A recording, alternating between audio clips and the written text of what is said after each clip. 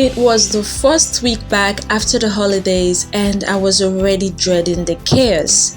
You know the kind.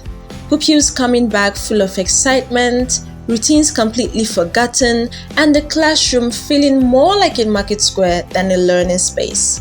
By the end of that week though, something magical happened. My classroom became calm, organized, and dare I say, peaceful. Want to know how I did it? The steps were surprisingly simple and I am going to share everything with you. Hello, I am Coach Favor, an educational coach and school consultant. Whether you are new here or a returning viewer, I am so glad you are joining me today. On this channel, I share stories and strategies to make your teaching journey easier and more rewarding. If you are a teacher who struggles with managing a noisy or chaotic classroom, especially after a long break, this story is for you. Make sure you stay with me to the end because I will share actionable tips you can start using right away. Now, let's jump into the story of how I turned my classroom from chaos to calm in just 1 week. Monday morning, the bell rings and 25 pupils come pouring into the classroom like a waterfall. Chairs across the floor, voices overlap in a loud buzz, and bags are flying onto desks. I call for everyone's attention, but it feels like no one even hears me. As I try to take attendance, I notice one pupil balancing on the edge of his chair, another checking through a bag that's not even hers, and a group in the corner laughing over who knows what. By 10 a.m., my voice was hoarse.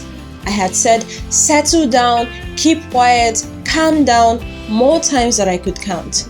My lessons weren't going as planned because I kept stopping to address distractions, and honestly, I felt embarrassed.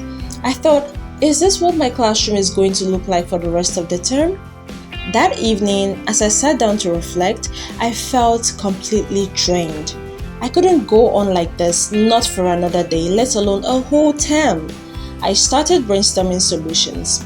Maybe I needed to change the classroom or rearrange the seating positions or come up with stricter rules. Or maybe I should start punishing disruptive behavior to set a strong example.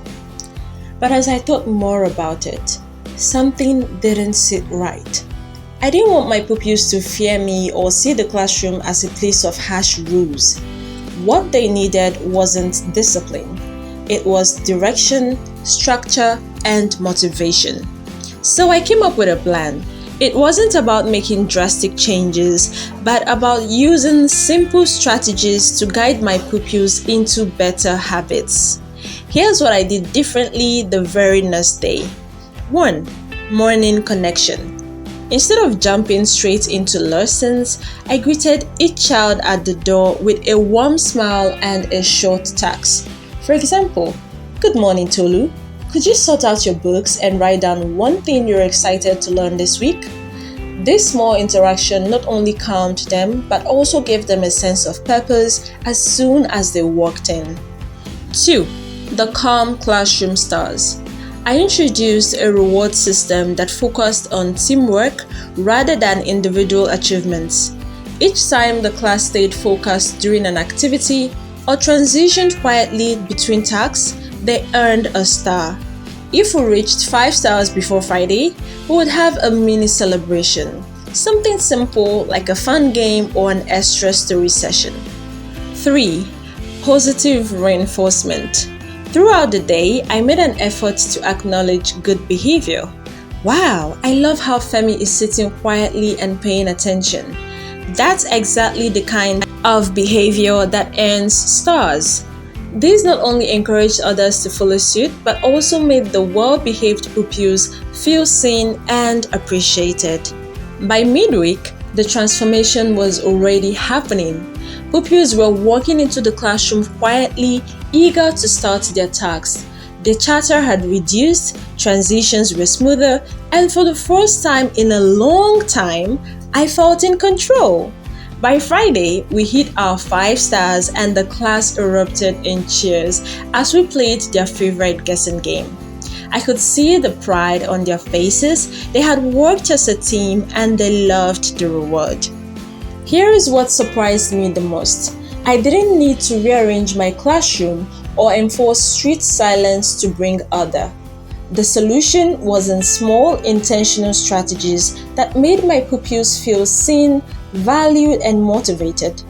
The styles weren't just about rewards, they created a sense of ownership. The praise wasn't just about good behavior, it showed my pupils that I noticed their efforts, and that's what made all the difference. That first week taught me a powerful lesson. Pupils don't respond to control, they respond to connection. When you set a positive tone early, the rest of the term becomes so much easier to manage. If you're facing chaos in your classroom right now, don't give up. Start with small changes like I did. You will be amazed at how quickly things can turn around. Have you tried strategies like these before? Or do you have other tips for managing classroom chaos? I would love to hear your experiences in the comments below. If the story resonated with you, please do well to give it a thumbs up, share this video with your fellow teachers, and don't forget to subscribe to my channel and turn on the notification bell as I have plenty more stories and teaching hacks to share with you. Thank you so much for watching, and I'll talk to you in the next video. Bye!